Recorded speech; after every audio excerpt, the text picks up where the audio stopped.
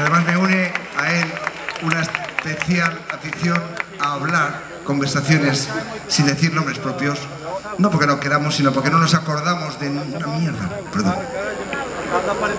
Por eso vamos a vivir juntos en la calle del olvido. Juntos.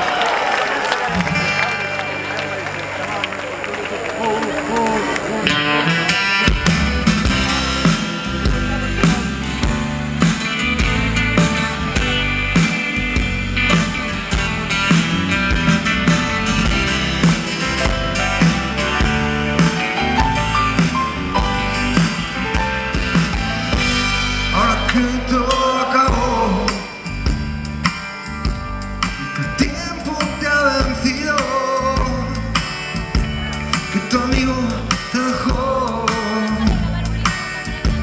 Dices que cuentas conmigo,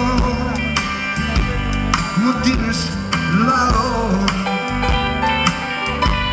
de que siempre me he dolido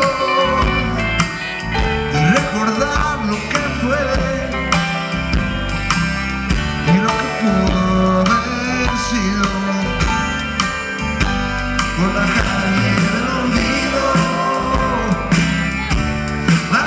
Sombra era mía, cada una en la acera,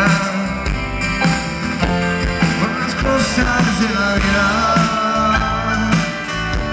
por la calle del olvido,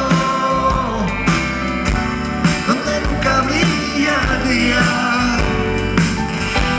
donde nada sea una noche tan oscura como fría. Sabes lo que luché para no soñar contigo.